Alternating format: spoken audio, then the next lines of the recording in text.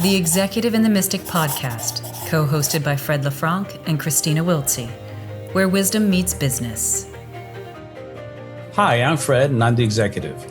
And I'm Kristina, and I'm the mystic. Welcome to the Executive and the Mystic podcast, season 2, where this season we will be doing all sorts of wonderful different things, continuing the conversations between Fred and I, as well as interviewing people about their experiences of how they choose to have wisdom meet business. You excited, Fred? I am. Looking forward to it.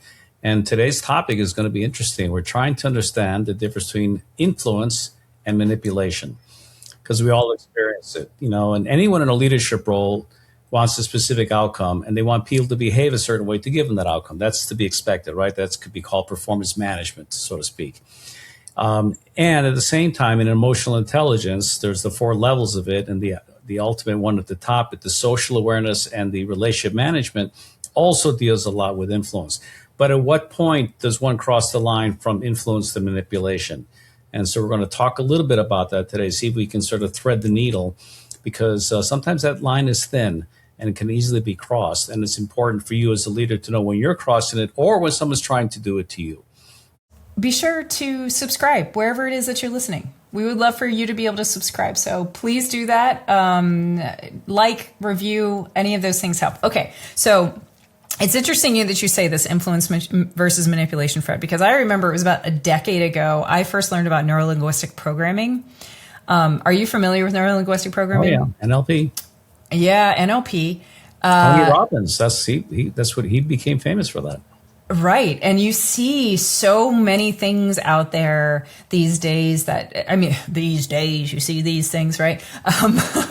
You see so many things that really reflect this idea of like the more that you can know what makes a person tick, the more that you can influence them. And it really does feel like borderline manipulation sometimes, right? I remember when I first learned about eye movements, I was like, oh man, like I was with somebody who was a master NLP practitioner. They had been doing it since the beginning. And the way that they would tell me what they were doing to directly manipulate what I was thinking and how I was thinking, right? They would be like, oh, look, I'm going to be kinesthetic because I can tell that you're kinesthetic because you're looking down right now. So your eye movements are down, you're kinesthetic. So I'm going to talk about how do you feel about this and how do you do about this and all these things. And I remember I was amazed, but I was also overwhelmed. I was like, who in the world can track all those things? I track a lot of other things, but that seems difficult to track in the middle of one of those conversations.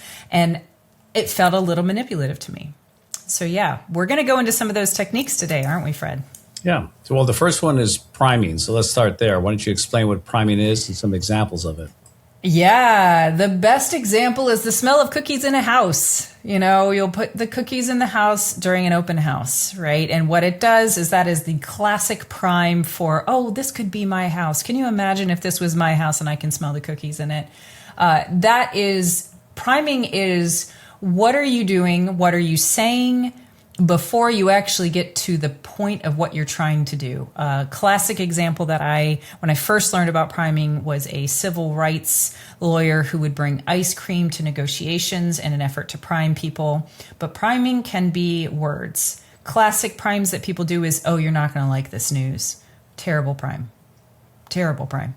You don't want to prime somebody by being like, you're going to be disappointed. And then they'll be like, okay, I'll be disappointed. I'm allowed to be disappointed, right? Whereas they could have been anything if you hadn't primed them in that way. What do you think about this one, Fred? Why would it be negative to say you're not going to like this news? Is that not seen as sort of a setup to make sure they're prepared, or why is that considered priming?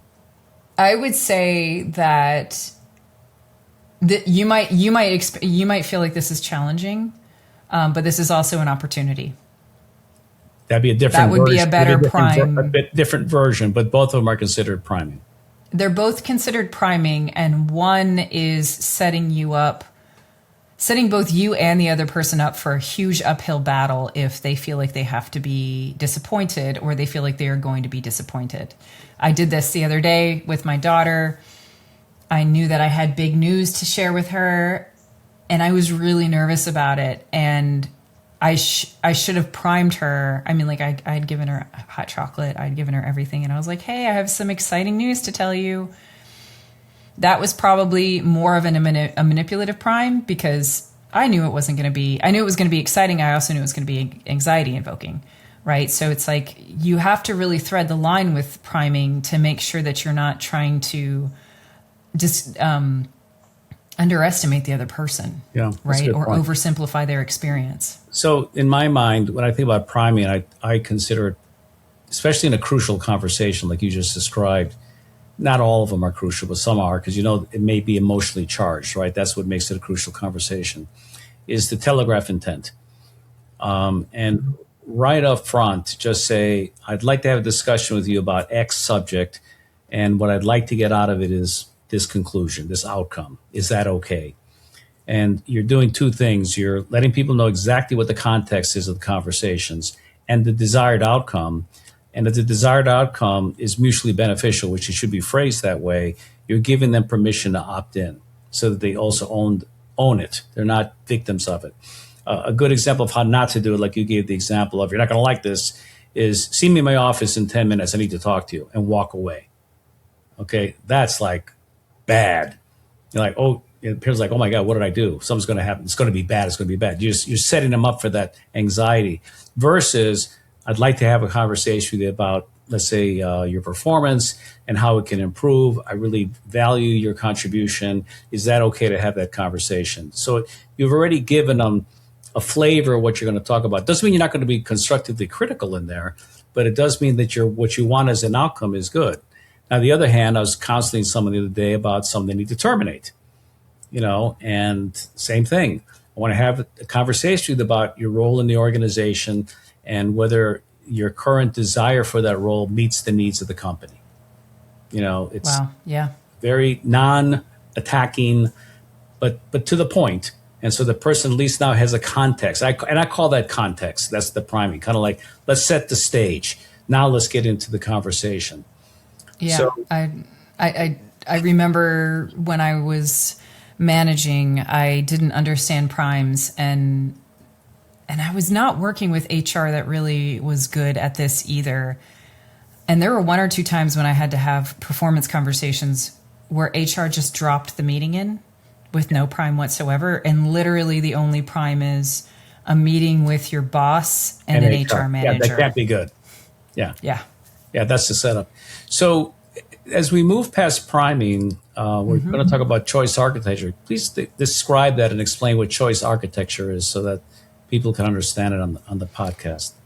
Absolutely. So I'll use the example of, I used to work for a learning agency, and we were given a brief by a client as to what needed to happen, and we kind of knew what needed to happen. And art direction is a great example of this, right? And so our process for a very long time included a single art direction, and you would present it to the client and just be like, yo, how do you feel about this, right? And it is incredibly difficult for humans to actually understand how they feel about something when they have nothing to compare it with. And so there was another company that was bought by my company, and I interviewed a lot of the people there about their process because I was in operations at the time, and they said, we never just give one art direction. We always give two art directions. We have to. And we usually will give one that we don't really like that much, right? Something we didn't spend as much time in, something whatever, because they can feel how much they don't like this one. And so then they're going to move towards this one. So choice architecture is this understanding of the fact that you have to give people contrast in order to have them move to where they need to. You could say that giving someone a really crappy art direction and giving them a good one is a form of manipulation. But the idea is that, especially if you're giving them iterations to be able to feed back, that you're kind of just wanting them, you created an art direction because you think that that's going to be something that they like and it's going to meet their brief. And if they don't, and it doesn't, that's fine. But, if they're just going to reject it because they don't have the right choice architecture, that's problematic. So how would one use choice? I get it when someone's presenting two creative briefs, but how would someone do choice architecture in the course of normal business? Doesn't have to be because of bad performance. It might be a decision-making tool to contrast one versus the other in terms of what you really wanted to select. Do you have any examples of that?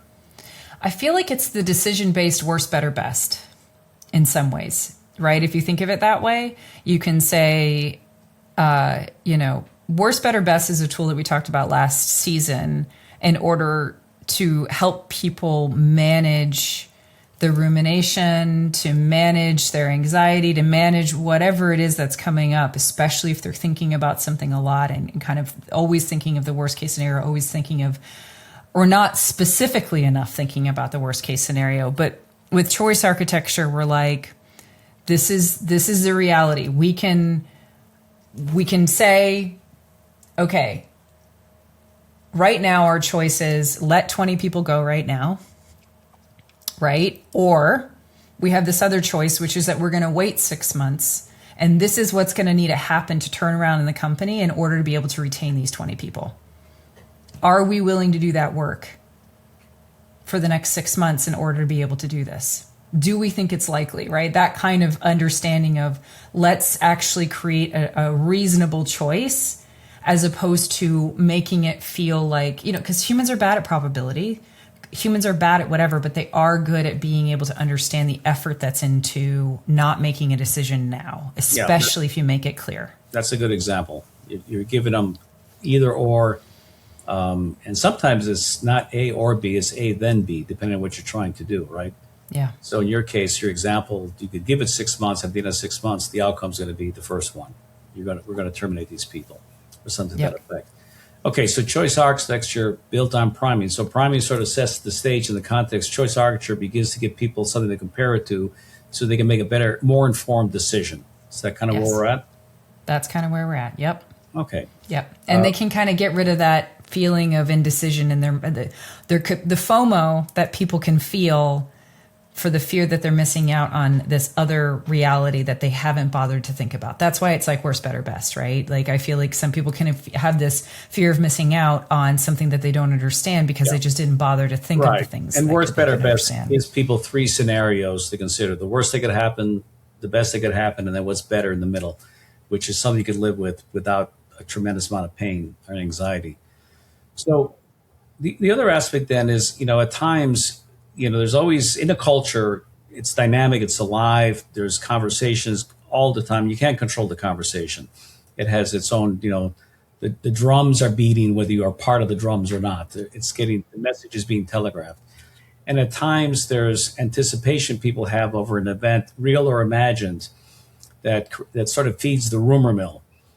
And one of the important things we've talked about is sort of getting ahead of the rumor, sort of clearing the space. Can you comment on that a little bit so that we can explain how that works in this context?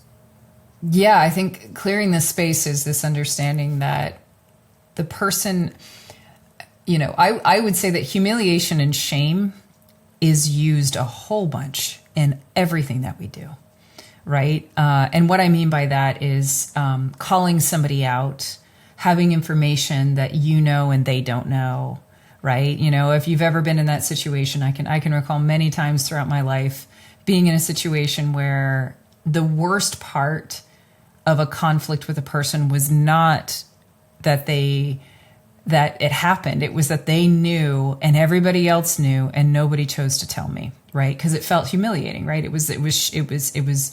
You feel ashamed that you didn't know and everybody else knew. And this idea of getting ahead of rumor to me is the idea of how do you embrace and own the story as opposed to being able to be shamed or humiliated by it right later. Does that make sense? Would that track with how you kind of see it? And so how would you in that circumstance take charge of it so that you would not be victimized by it, but you're sort of empowered at the same time? Is there a way to do that? You own the story, right? So if it's like, hey, we're thinking about letting you go, or we're doing things along those lines, or, something along those lines of like, we're going to downsize or whatever it is, you say, okay, so these are the rumors that are going around and I want to go right ahead and address what's going on, right? This is my position in it. This is how I feel about it. I know that I am here for another 3 months. I know that this is what's going to happen in that time period. And you're really trying to get ahead of it. I know you use this a lot, Fred, right? Well, because I'm in projects. And I'm projects by definition are episodic. I mean, they have a beginning, a middle, and an end. They're not ongoing. Yep. Not that everyone takes a job that's going to be there for 30 years, but what I do is always very limited time frame. Yeah. And depending on the length of the project and what my role might be, there is a point where once people get to know you and there's sort of a cadence of communication and a comfort, but you know it's going to end. It's important to acknowledge that, just so that people have an appreciation. No, this will not continue forever and a day. It's going to end, and let's make sure we have a good, clean ending. And that's what does it. I remember when I was working in Atlanta for the bakery, I was supposed to be there for a year and a half, and I was there for 3.5 years. At one point, we were having a dinner in the apartment that I had been leasing down there that I was staying in, and I had a roommate that worked in the bakery, and I had some support people, and my wife came down. We were having a very nice home-cooked meal. And I said one thing at dinner. I said, just everyone, please keep in mind, we're having a great time, but this will end. Okay, so let's make sure this memory is special and preserved, but it will be over. And it was, ultimately, it had to be. And it was, but it allowed people to, one, be present for the moment that was happening, and then not create any kind of weird anticipation of what the outcome is going to be in any bad way. Endings don't have to be sad. They're just an ending. It's just a chapter closing. And I think that's part of what one can begin to do if you're trying to get ahead of the rumor or the elephant in the room or the things that people don't want to talk about it, but you have control of yourself. You can bring it forward. I think you gave a great example of that. Yeah, I think one thing I will, and I recently said this to a client, which is what reminds me of it, is I think getting ahead of rumor, whether it's, and this is something that I used to do. I can cite a lot of wonderful things and a lot of problems with previous positions that I've been in, things that I've learned over the years. And one of them was that we were in an effort to become more transparent, right? So we would have these big presentations and tell everybody about everything, right? And never allow question and answer, right? And I feel like that is a very big mistake. That if you're going to present information and yet you cannot go into this whole other area and you're not willing to be open for questions and really take the scrutiny of the people who you're trying to be transparent with, that causes more damage than having the presentation in the first place. Interesting. That's good. That's good. That's good insight. That's great. I think that'll be helpful for people. This episode is brought to you by Results Through Strategy. Since 2006, RTS has been the go-to partner for restaurants and food service brands, navigating growth, transformation, or recovery. Their team of seasoned industry veterans helps companies rediscover their purpose, realign with their values, and implement strategies that build measurable, sustainable performance. So as we move to another topic in this, let's talk about the idea of assembled context. This is the one you told me about, Fred. You told me, and I remember, this is what actually gave me the idea for the episode in the first place, was that you were talking about how the CIA used to put two things in the same space and let the other person who's in the room draw the context between them. Can you tell me a little bit about how you've done this or worked, or what you know about this concept? Actually, I learned it from them. I haven't really done it exactly the way. Maybe I do it unconsciously. But the example they gave was that rather than draw a conclusion and say, this is my position, you can say, like, here's a fact, a piece of information, and then talk, and then here's another piece of information, and then let them draw their own conclusion. Because once the person draws their own conclusion, it's their idea, and that's how the CIA influences people. And maybe in this case manipulate them. I think we're going increasingly towards manipulation with this one. So yes. I think the example they gave was, wow, there was a news story about some guy being arrested for killing his girlfriend. Pause. Talk about something else, and then say, oh yeah, and they interviewed a neighbor saying that they heard him arguing a half hour before. That's it. And the conclusion is, oh, well, then I know what happened. He obviously killed her, right? I've drawn that conclusion. And he's now convinced of that. Even though it may have no correlation to fact, it was just the fact that these two things were stated here. And I see this happen a lot, especially in today's news cycles. There's always sort of a throw out here and then something over here, and then you're allowed to collect the dots and you make it your own. And that is manipulation. It absolutely is manipulation. And to do things that people would just draw their own conclusion, but in that mind, and let me think about that for a second. sometimes the manipulation, there was an interesting scene from Up in the Air where George Clooney was terminating someone. And it was not good news. He's being terminated. And it's J.B. Simmons, I think was the actor who was on it. J.K. Simmons, yeah. Yeah. And Clooney goes, I noticed that you at one point aspired to be a chef. So it seems now that you're going to have an opportunity to finally pursue your passions. You're going to have the time to go do that. Does that make sense to you? And bam, he bit. It was an interesting way of saying, we're firing you, or a layoff or whatever you want to call it. And I noticed in your past that you had this passion to be a chef. And now it looks like the circumstances are going to give you the time to do that. And you see this whole transition go on in the actor's mind going, oh, I hadn't thought about it that way. You reframed it in a very special way. And it was like, yeah, that's a good idea. So now the person not only has accepted the termination, they've embraced it because it allows them to go pursue their passions. Fascinating approach. It is a fascinating approach. And I'm going to admit that I have done this. And the way you just framed it in that way, I just completely remember having done this before. I was a serial job person before. I used to continually get jobs, make myself indispensable, and then quit because I would get bored or I would be ready to move on to something else, right? It's characterized my entire 20s, right? Maybe even a little later than my 20s. But one of the things that happened once was that I was working at the place where I actually met my husband. I was working at a retail nursery, and I really just was done with it. I was just so done because I was effectively doing the GM job without actually getting that. And it was obvious that I didn't have the retail creds to be able to be the GM. I was running everything else. I was, all behind the scenes. I did everything other than, order and do all the displays and things along those lines. And I remember the boss, we had this retreat and I had obviously been upset. And so I walk into a room with the boss and we start talking about ideas. And I go into this room, sometimes I don't know who manipulated who. I never planned on quitting in this meeting, right? But we started thinking about all these things.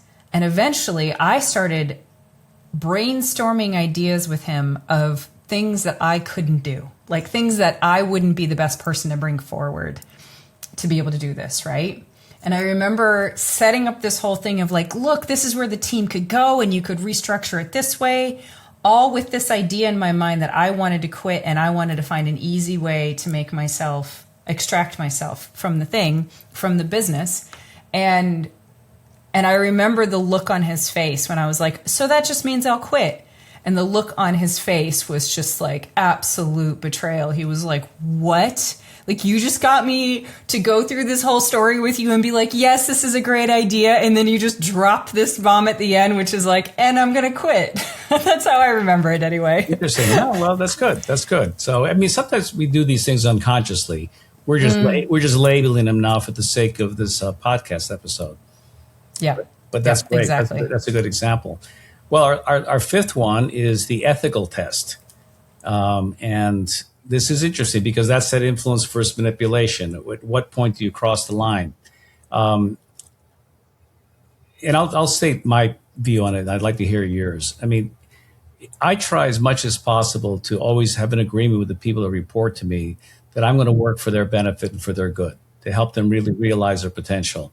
And the gap between where they are and where they can be based on the potential I've assessed should create creative tension, not negative tension, creative tension.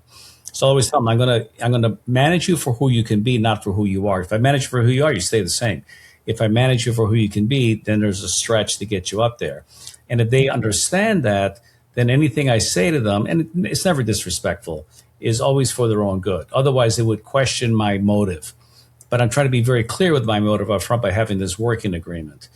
Now, at the same time, there are circumstances where I have put people into situations that's going to force them to deal with it. I'll give an example. In a company, I took the CFO and I made him responsible for human resources. Now, here's a guy that was logical, cerebral, no problem, great with numbers, had it all down. And now he's entering a realm of human resources that has everything to do with people. not what it was not his strength, right? And of course, and you're going to deal with people. Anyone in HR knows this. You're going to deal with people sometimes not at their best. There's something always going on. There's some stress, some strain, some family circumstance. And at first, he was like, "Oh my God, I don't know anything about HR." I said, "You'll learn. There's rules, there's regulations, there's processes." But it's unbelievable trepidation about going into this situation. Within 3 months, he had it figured out. He understood now it's just a process, just like math works, 1 + 1 = 2. In HR, there's processes for how to confront employee issues, or what's going on if a supervisor is getting out of hand, or whatever the conditions are, because God knows with people, it could be thousands of things. And, was that influence or manipulation? Putting someone in a situation where they're going to be highly uncomfortable, yet you knew that they could grow into that role, but you had to throw them into the deep end of the pool without little floaties on them. What's your thought? Yes. It's a line that I deal with a lot in my work, because if I were to just rip the Band-Aid off of every single person that I worked with and just be like, "Hey, this is the way that it is. This is what's going on. This is what, your husband's a loser, he's abusing you, blah, blah, blah, blah." We'll just keep going and going and going. Like, that didn't do anything, right? That's not going to do anything, right? Because the person's going to be, they're not ready. They're not in a place where they're ready to be able to accept whatever message that's there, because everything in their life has supported the person that they are right now, right? And so for me, part of the work that I do is to try and influence them. Sometimes it's to see that reality that I can see very clearly, but for the most part, I usually will have to set that completely aside. Ethically, I have to set that completely aside, because my foregone conclusion of their life is limited because I have an outside perspective. Like, regardless of whatever perspective I have, it's still outside. Yeah, and it's their life. Right, it's their life. And it's not my job to make the decision. It's not my job to be like, you got to get a divorce, right? Like, that's not it. So what I say is okay, if you're in a position as a person who, as an example, like, is in a relationship that does not feel like it is healthy, like there is a level of erasure, self-erasure that you are doing in this relationship, then my job is to be like, let's get to the heart of this. I don't care about that other person. I don't care about what that is. My job is, how do I reverse the self-erasure? How do I get it so that you feel strong enough in yourself that you are not willing to disappear for anybody? I don't care if it's a partner or not, right? And so it feels a little bit the same way. It's like I'm slightly different, I think, in the sense that you're like, I'm going to make sure that you're not promoted to the level of your incompetence. What I'm going to do is I'm going to push you to be where you need to be, which to me is a mentor. It's the work of a mentor, right? It's like, I'm going to push you to do this. I'm going to really try and really do a pretty strong push in a specific direction. And this is a very similar kind of analogous thing in which I'm saying, all right, if I can get to, especially because I'm in a unique position where I'm working with the heart of a person and not the heart of what a person does. Like, you're in a context, in a professional context, in which you want them to be able to do something, and you're going to treat them as if they can do that thing and support them along the way. Whereas I'm saying, I can see how you are unintegrated in some way, shape, or form, and I'm going to not only treat you like you're integrated, and I want to treat you differently than you have been, I'm also going to do practices the whole time that get you to that place and help you believe it too. Yeah. Right. So they're similar, but a little bit different. Self-realization. Yeah. No, I get it. No, they're different. I mean, that's the point is there's no hard, fast circumstance. All the circumstances are always different. Mm-hmm. And if you're in a leadership role or an advisory role, and you're trying to help someone see something, they need to see it for themselves. Especially if it's a shift in perspective. I mean, that's the Karpman triangle, right? The victim becomes the abuser when the cop comes in to stop the husband from beating them, right? They start defending it. They flip real fast. You got to be very mindful of that in terms of how that works. Yes, absolutely. And so if we had to say a hard and fast rule, do we have a hard and fast rule for influence versus manipulation? To me, if I had... Why don't you go first, Fred? Do you have a hard and fast rule? Well, I have a thought. I think it can't serve me. It has to serve the other person. I think that's part of it. If it's selfish because I want something for me, then I think it's manipulation. If, on the other hand, I'm trying to do something that ultimately is for their benefit, for their safety, for their security, for their personal growth and career development, then I don't have a problem throwing someone into the deep end of the pool, because I'm always there to save them if I had to. That would never let them fall. But you'd want them to start making the effort to understand whatever the circumstance might be or their situation would be. I jokingly at times say, I believe everyone has a right to be successful, sometimes somewhere else. And that's a realization too. When people, maybe that's what you did, is that when you quote unquote quit without really saying I quit until you sort of set up your boss, is that realization that you may have outlived the lessons to be learned in your situation. It's time to move on. I know I've worked with so many companies that have long-term tenured employees and they're miserable at their job, just miserable at their job. And I always wonder, why don't they just leave? And I realized that people would rather stay in a situation they know, no matter how poorly they're treated are, than to take the risk in themselves to go to do something different. And yet that could be the most transformative thing possible. Now, it's one thing if you've got a gilded cage where you got these, stock options and all this stuff that's keeping you there, golden handcuffs, as they like to call them, and you're just sort of putting up with it until a period of time passes. But at the end of the day, you got one life to live, and, being miserable is different. Now, I think part of it, which you've helped me with, is to say, am I creating my own misery, or is the situation miserable, right? You gotta sort of separate what role you play in this, because the observer is not a passive participant. They're active. That we are all responsible in one way, shape, or form. And sometimes the circumstance you find yourself in a job is of your own creation. It's not just the culture of the company or your boss and so forth and so on. Yet there's plenty of bad bosses out there. We know that can make our life a living hell. And dealing with that can be a challenge. Yes, I think that's a really great distinction, is that the ability to understand whether or not how much of this is your story that's playing out, and it's going to keep playing out no matter what company you're in, no matter what boss. If you always find somebody out there who's out to get you, and it doesn't matter where you go, and you're just like, why? And you can even see that the pattern is repeating over and over again, and yet you refuse to recognize that you are the only common denominator in that, no matter what company, no matter what industry, no matter what anything. That's a really good indication that you are creating that story, that you are creating that circumstance.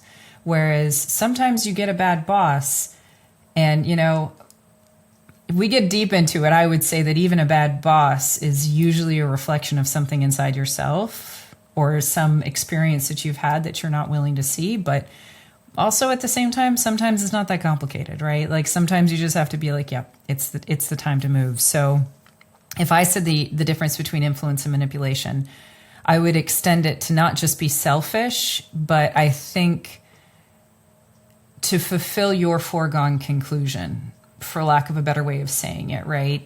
Even if you don't feel that, if you are looking at an opinion, if you are trying to move somebody to a position, a decision, something like that just fits your opinion, that's still self-serving, right? Even if it's not, I'm going to directly get $100,000 from this deal, but it puts somebody in the right position so that you can control them, or that, something happens. That to me is the manipulation, whereas the influence is what are you doing to the person to help them become more integrated, to help them see their potential, to help them do whatever. Even, you know what I'm saying? It's like you can see somebody, like you said, you can see somebody's potential, and you're stuck in your mind that you're going to be my successor, right? That's an example of I'm going to do everything I can to make sure that you are my successor. You're erasing the person. You're just putting your opinion of how you want things to go. Whereas if you support them and you influence them in the way that you want, they may never become your successor. They may become your competitor's successor. They may become somebody else's successor. Right. But that's out of your control. Right. And that's that line that we're trying to thread here when we say influence versus manipulation, I think. Well, I think it sounds like we both agree that it's the benefit of the individual. It's not the benefit to us. That seems to be the barometer. Mm-hmm. No, this has been a good conversation, and I hope that the listeners get a chance to think about it themselves. Ask yourself the questions as a leader: am I being manipulative, or am I trying to influence people for their own good? It seems the manipulation is for my benefit, the influence is for the benefit of the recipient, in terms of for their betterment, especially if it's development. That's a big piece of it, so that no one's a victim and they're being cared for. Yep, wonderful. So I guess that is going to be wrapping up our first episode of season 2 of The Executive and the Mystic. Fred, thank you for the amazing conversation. Great. We can't wait for the next one. Yep, indeed. Take care. Bye. The Executive and the Mystic podcast, co-hosted by Fred LeFranc and Kristina Wiltsee, where wisdom meets business.